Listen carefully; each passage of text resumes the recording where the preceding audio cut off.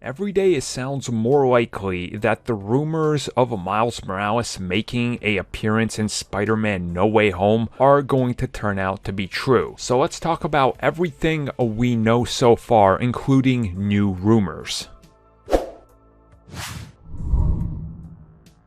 So it wasn't too long ago that we were paying attention to the pre-production of Spider-Man No Way Home and what was happening in regards to casting. Right around the early process of development of this film, when they started to put together who the cast would consist of, we ended up seeing a few videos hit the internet that very much pointed to the fact that they were looking to cast a Miles Morales. Now, we didn't have any confirmation or anything else to go by other than what was being said in the video, but what was said in the video was very vague and looked like it didn't even relate to anything Spider-Man, which makes sense. That's typically how they want the audition. Now, these tapes or videos were labeled Miles Morales, and then they were taken down by Sony's request.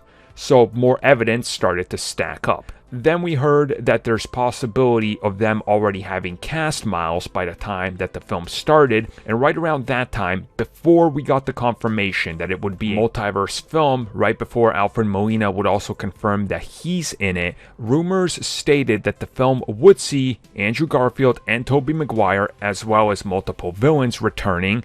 It was all highlighted on a giant leak that nobody believed. Then now in retrospect, we watched the trailers, was 100% spot on, and in those, and among those rumors, was the mention of Miles Morales making an appearance from the multiverse. So again, I think things here just sort of line themselves up to be factual at this point, because there's too many things that literally fall into place and match up with everything we've heard, literally seen with our own eyes, and have looked at over the course of the last couple of years in regards to leaks that literally point to that fact, especially with teases of seeing Miles Morales in live action that have become more prominent every time they ask them, and them saying, well, why don't you just wait and see, or we can't talk about that right now, instead of a direct no. And of course, Spider-Man No Way Home also has the casting of a character many people are reporting is supposed to be MJ's mom, but other people have said, well,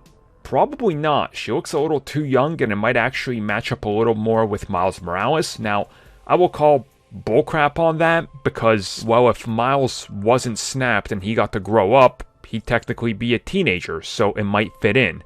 And they could handle it more like the recent Marvel video games for PlayStation than anything else, where their ages are a little bit closer than further apart like they are in the comics, which I think would be a great way to handle it. So honestly, I'm going to go and say that I believe everything in regards to Miles Morales, specifically because Sony wants Miles to be a big star.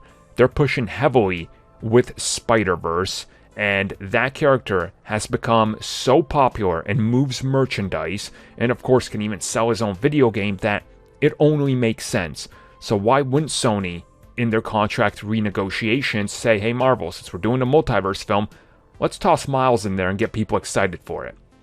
I mean, everybody benefits from it. So this is one of those rumors where people are saying, I don't believe it, but those same people will tell you that Daredevil is definitely showing up in X, Y, and Z because. Like, doesn't Miles hold more weight and prominence and literal reason to exist in a multiverse film, since the character literally comes from the multiverse?